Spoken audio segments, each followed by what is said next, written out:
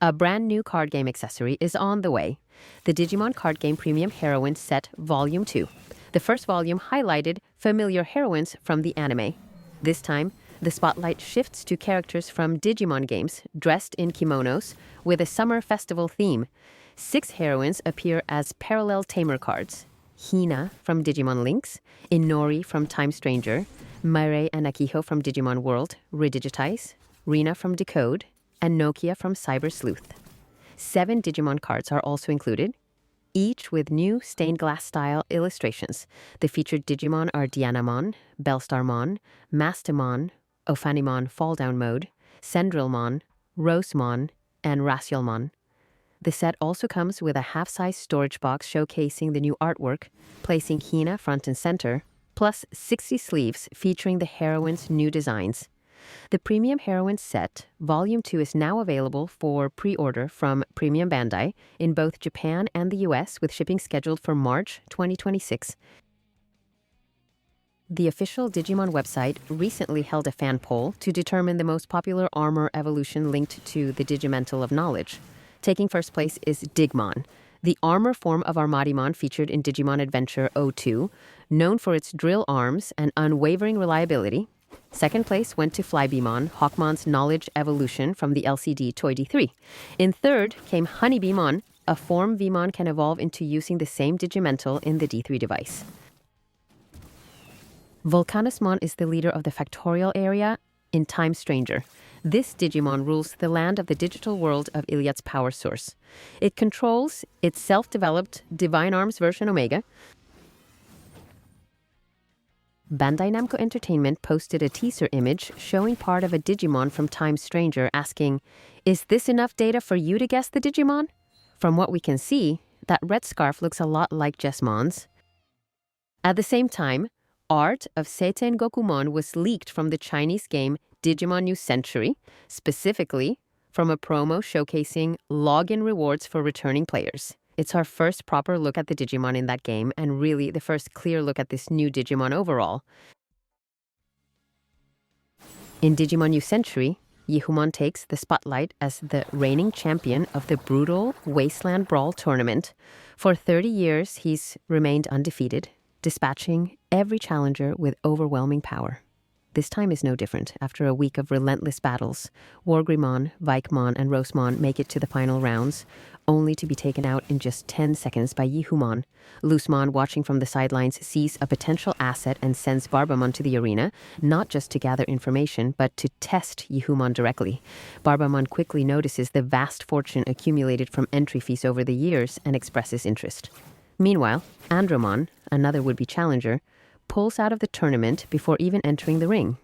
After assessing the situation, he determines that engaging Barbamon would likely cause irreversible damage. His recommendation: avoid the fight entirely, and when Barbamon challenges Yihumon, Barbamon is swiftly defeated. His magic staff proves useless, but Yihumon, amused, lets him pick 3 treasures from the hoard and go, so long as he never returns. Loosemon, intrigued by Yihumon's power, changes plans. He no longer sees him as just a test subject, but as a potential ally. He believes Yihumon's memory data holds valuable information for future confrontations with Yggdrasil, but recruiting Yihumon won't be easy. Loosemon warns Barbamon to stop provoking him. Forcing Yihumon won't work. Instead, Loosemon sends Lilithmon, hoping she can win Yihumon over willingly. Lilithmon approaches him with charm, pretending to be his biggest fan, but Yihumon sees right through her. He remembers her watching past tournaments from the stands without ever cheering his name. To him, that disqualifies her sincerity. He makes it clear he isn't interested in joining any grand cause. Not Tianji, not Unbound, not anyone. He fights for fun, not ideals or ambition. If they want him to join, they'll need to offer something that truly excites him. Lilithmon ups the ante, claiming her faction seeks to change the digital world. But Yihumon isn't swayed. She attempts seduction. It fails. So Lilithmon creates a dream for Loosemon to observe, meant to draw out Yihumon's true desire.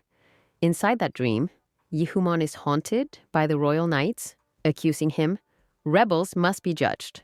His fear is visceral.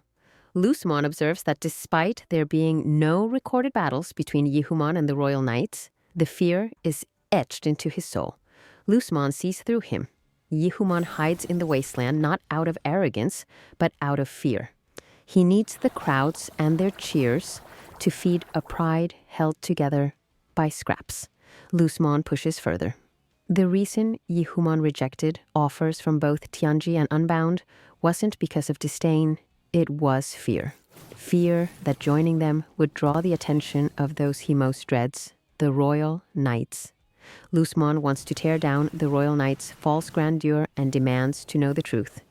Why did Yggdrasil label Yihumon's group as extremely dangerous in the sealed archives? And finally, Yihumon begins to open up. His ties to Yggdrasil and the Royal Knights all trace back to a single Digimon. But the full story is yet to be revealed. The event closes there, with a new question left hanging. Who was that Digimon at the center of it all? In Digimon source code story, Belphemon has absorbed fragments of the source crystal but hasn't fully integrated their power yet. Omegamon steps in to fight, even knowing it may only have a short time left. But the energy Belphemon gained from the fragments turns out to be far stronger than expected.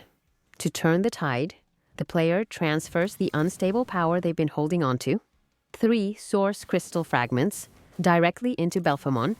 They'd held back from using it earlier, even in the fight against Pietmon because it was too difficult to control. The sudden overload destabilizes Belphemon, giving Omegamon the opening it needs to strike and win. After the battle, Omegamon thanks the player for their quick thinking and invites them to the Crescent Temple to talk about what comes next. Leomon also expresses gratitude for saving the island and stopping Belphemon. Then, Magnamon arrives with 2 urgent messages. First, Lucemon Falldown mode has appeared on the Island of Disaster. Second, there's been a strong signal on Demon Nest Island, a surge that seems to involve core source code fragments.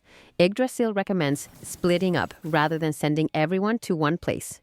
Omegamon heads to the Island of Disaster, while the players' group sets off for Demon Nest Island. Once there, they find the island shrouded in a corrosive haze that makes direct contact dangerous. There, Lady Devimon appears, as do Patamon and Tailmon, Nil's partner, Digimon. They reveal that Nil has been captured by Barbamon, who injected Nil with dark energy. Nil's will alone isn't enough to hold back the dark energy, and the corruption has spread to their source code bracelet, leaving them unable to evolve. Tailmon explains that it's become difficult to tell allies from enemies, as Omegamon's wart has been running rampant in recent days. Before Nil lost control, they entrusted their core source code fragments to their partners. These are now handed to the player. With no time to waste, the group presses deeper into Demon Nest Island, determined to rescue Nil.